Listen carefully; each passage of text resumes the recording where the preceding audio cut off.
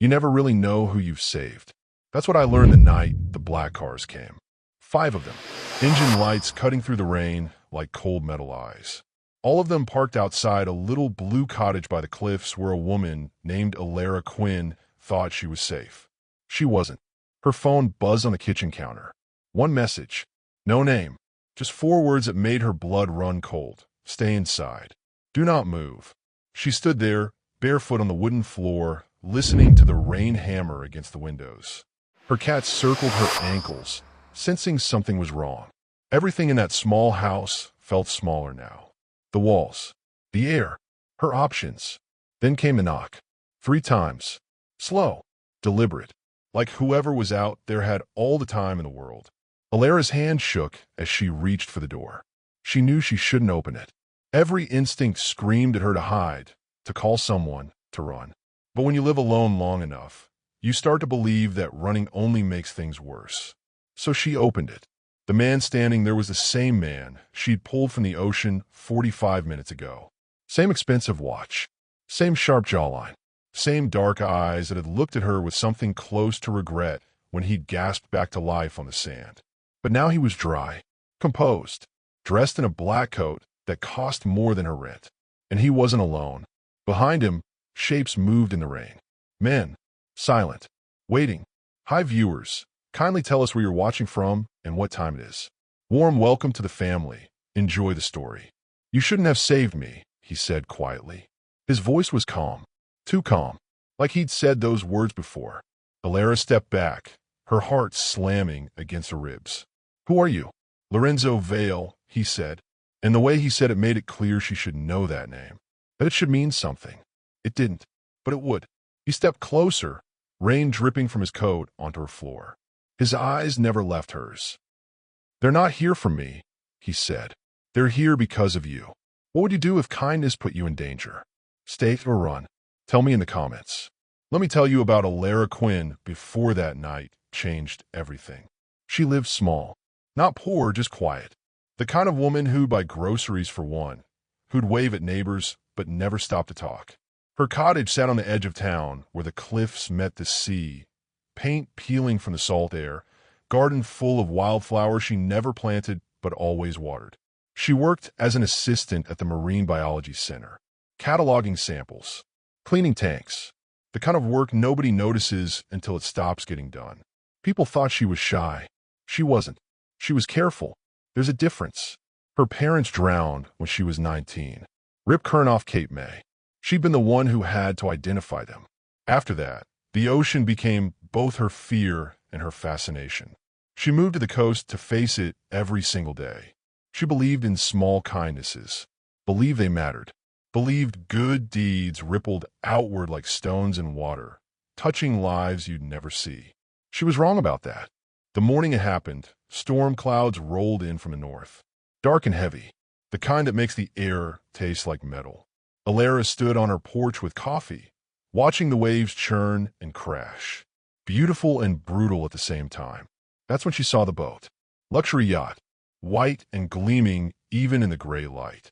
It was spinning near the rocks, engine screaming, hull scraping stone. Someone on board wasn't just in trouble. They were about to die. She set down her coffee.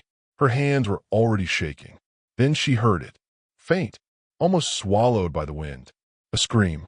Would you dive into a storm to save a stranger? Comment, yes or no. The water was colder than she remembered. It always is. Alara hit the surf, and every muscle in her body locked up. The waves slammed her sideways, filling her mouth with salt and fear. She couldn't see the boat anymore. Couldn't see anything but gray water and white foam. Then she saw him, face down, arms limp, floating just beyond the breakers. She swam harder than she'd ever swam in her life. Her lungs burned. Her shoulders screamed. The ocean pulled at her like it wanted her to, like it was greedy. When she reached him, his skin was pale. Lips blue, a gash across his temple bleeding into the water. She hooked her arm under his chest and kicked. The shore felt 1,000 miles away. Every wave tried to drag them back, tried to finish what had started. Her knees hit sand, and she dragged him onto the beach. No pulse, no breath. His expensive watch still ticking on his wrist like it didn't know he was dead. She started compressions. Hard and fast. The way they taught her in the certification class she took after her parents died. 30 compressions. 2 breaths. Repeat. His chest didn't move. She kept going. Rain hammered down around them. Her arms shook. Her vision blurred. Then he gasped. Water poured from his mouth. His eyes snapped open. Dark. Sharp. Locked on hers. But there was no relief in them. No gratitude. Just warning. Don't, he whispered. Before she could ask what he meant, footsteps crunched on the sand behind her. Men in black coats. 3 of them. They didn't ask questions. Didn't thank her. Just lifted him like cargo and walked away. She sat there, shaking, drenched, confused. When she finally stood and started walking home, she noticed something. A black car idling at the corner. Engine running. Windows tinted dark. Watching. If you were Alara, would that look in his eyes haunt you too? 45 minutes. That's how long she had before everything fell apart. Alara peeled off her soaked clothes and stood under the shower until the water ran clear. Her hands wouldn't stop shaking. She kept seeing his eyes. That warning. What do you mean, don't save him? Don't tell anyone? Don't ask questions? She dried off and fed her cat. Poured herself tea she didn't drink. Sat on the couch wrapped in a blanket, staring at nothing. The rain softened. The wind died down. The world felt almost normal again. That's when she heard them. Engines. Multiple. Moving in perfect sync. She went to the window and pulled back the curtain. 5 black cars lined her street. Parked at perfect intervals. Like chess pieces. Like a trap already sprung. Her phone buzzed on the coffee table. Unknown number. She picked it up with trembling fingers. Stay inside. Do not move. No signature. No explanation. Her breath caught in her throat. She backed away from the window, heart hammering so hard she could hear it in her ears. The cars just sat there, waiting, silent except for the low rumble of their engines. Minutes passed like hours. Then it came. 3 knocks. Slow. Deliberate. Echoing through her small cottage like thunder. Would you open that door? Or pretend you never heard it? Lorenzo Vale didn't wait for permission. The door swung open and he walked in like he owned the place. Calm. Controlled. Every movement deliberate. He closed the door behind him without taking his eyes off her. You shouldn't have saved me, he said again. Alara stood frozen in her living room, still wrapped in that blanket. Get out. I will. Soon. He looked around her cottage, taking inventory. The books on her shelf. The photos on the wall. The single coffee cup in the sink. You live alone? That's none of your business. It became my business when you pulled me out of the ocean. His voice was quiet, but it filled the room. Do you know who I am? You told me your name. That's all I know. Then you're lucky. He moved to the window, glanced out at the cars, then back at her. But luck runs out. What do you want? To explain why those men are outside your house. He sat down on her couch without asking. Like he'd done this 100 times before. You saved my life today. That was a mistake. Her anger flared. A mistake? You were dying. I know. Something flickered across his face. Almost like regret. But there are people who wanted me dead. And now they think you're connected to me. They think you matter. I don't matter to you.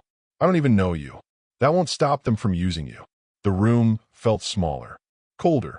Using me for what? Leverage. Bait. Revenge. Pick one. He leaned forward, elbows on his knees.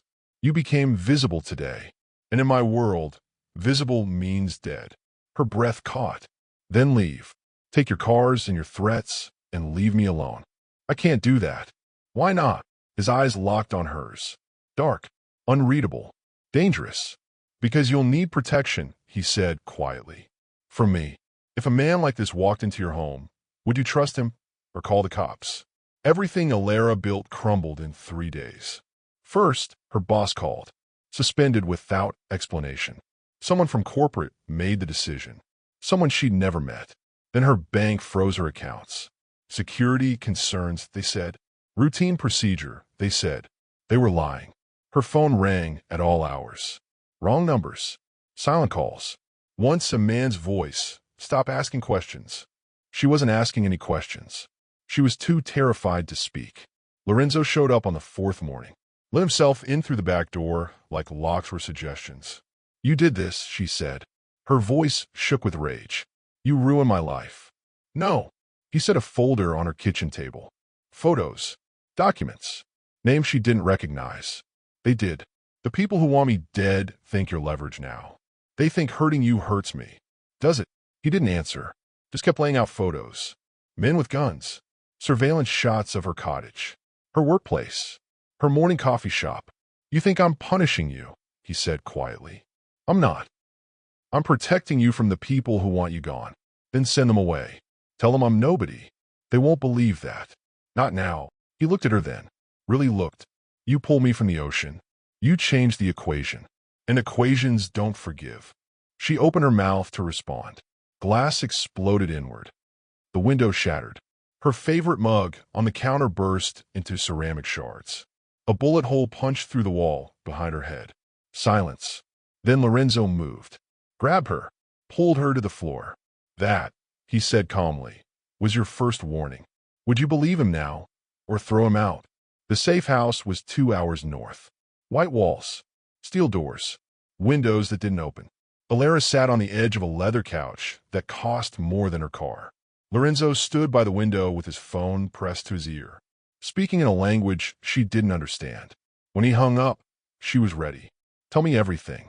Now. He poured 2 glasses of whiskey. Handed her one. She didn't drink it. My half-brother is named Cashinvale, he said. We share a father. Different mothers. Same inheritance fight. I don't care about your family drama. You should. He drank his whiskey in one swallow. Cashin orchestrated my accident. Paid someone to sabotage the boat. Paid someone else to make sure I didn't wash ashore alive. It was supposed to look natural. A tragedy. Then I ruined his plan. You saved my life. That's different. Not to him. She finally understood. He thinks I was working with you. No. Worse. He thinks you matter to me. Lorenzo's jaw tightened. And now he needs to prove you don't. By making you disappear. The room felt colder. How many people has he killed? Enough that one more won't keep him awake. She stood. Paced. Tried to think through the fear. So what happens now? I hide forever? Change my name? Abandon everything? I'm working on a solution. What kind of solution? His phone buzzed. He looked at the screen. His expression changed. What? She demanded. He showed her the message. We found her workplace. If you knew your kindness painted a target on your back, would you regret it? The safe house had 7 rooms, and she felt trapped in all of them. 3 days passed. Then 4. Lorenzo came and went. Made calls. Held meetings she wasn't allowed to hear. The men who guarded the doors never spoke to her. Just watched. At night, she heard him pacing in the room next door. On the 5th night, she knocked. He opened the door shirtless.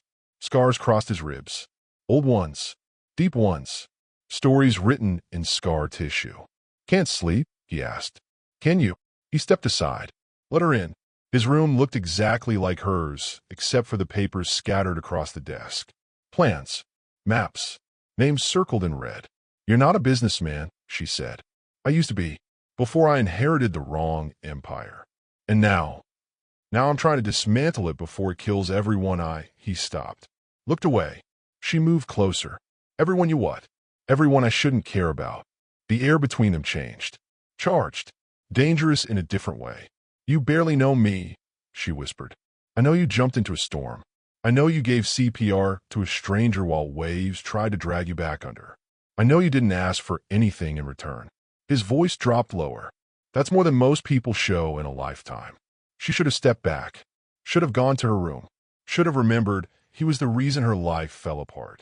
Instead, she stayed. Then gunfire erupted outside. Glass shattered. Shouting. Running footsteps. Lorenzo grabbed her hand. They found us. Would you run with him? Or hide? Chaos moves fast. 1 second she was standing in his room. The next, he was pulling her through a hallway filled with smoke and screaming. Men burst through the front entrance. Black masks. Automatic weapons. Moving like soldiers. Lorenzo shoved her behind a concrete pillar. Drew a gun she didn't know he had. Stay down, he said. Then he moved. She'd never seen violence like that. Efficient. Brutal. No motion. He dropped 2 men before they saw him coming. Disarmed a third. Used him as a shield. It was over in 90 seconds. The silence after was worse than the noise. Bodies on the floor. Smoke hanging in the air. Spent shells scattered like fallen teeth. Lorenzo stood in the center of it all, bleeding from his shoulder, breathing hard, gun still raised. When he finally lowered it, he looked at her. "Now you know," he said quietly. She was shaking. Couldn't stop. "Know what? What I really am." He made phone calls. More men arrived. Cleaned up a mess. Spoke in low voices. By dawn, it was like nothing happened, except she'd seen his other face. The one he kept buried under expensive suits and calm words. "You already left your old life," he said as they drove away in a new car. "You just haven't realized it yet." Her phone buzzed. Unknown number. One message. "Cashin's dead. Quel accident." Very tragic. She looked at Lorenzo. He kept his eyes on the road. "Did you?" "No, but someone did." His grip tightened on the steering wheel. "The war isn't over. It's just beginning. Would you stay by his side after all this?" Be honest below. 6 months later, everything was different. Lorenzo dismantled his empire piece by piece. Leaked evidence to federal investigators. Donated blood money to charities his father would have hated. Burned bridges he'd spent 20 years building. Some called it redemption. Others called it weakness. He called it letting go. Alara moved inland. Small college town. Teaching marine ecology to kids who'd never seen the ocean. She rented a yellow house with a garden and a porch swing. Started over with nothing but the clothes on her back and a cat who'd survived everything with her. She didn't hear from Lorenzo for 3 months. Then one morning, white roses appeared on her porch. No note, no name, just flowers that smelled like apology and distance. They kept coming. Every Sunday. Always white. Always wordless. People asked if she was seeing anyone. She'd smile and say no. It was easier than explaining. But sometimes at night, she'd see a shadow move past her window. Or hear footsteps on gravel that stopped before reaching her door. And she'd know. He was watching. Protecting. Staying close enough to matter, but far enough to keep her safe. Some say he vanished completely. Moved to Europe. Changed his name. Started fresh. Others say he bought the house next to hers under a fake name. That he walks the same streets. Shops at the same store. Lives the quiet life he never thought he'd earn. Me? I think mercy changed him. The way it changes all of us if we let it. But mercy always has a cost. And sometimes the cost is living with the distance between who you saved and who you love. If this story touched your heart, make sure to hit that subscribe button and turn on notifications so you don't miss the next story. Drop your thoughts in the comments below.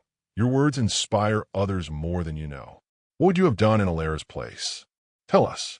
We'll be back soon with another tale that'll make you feel something real. Until then, take care of each other out there.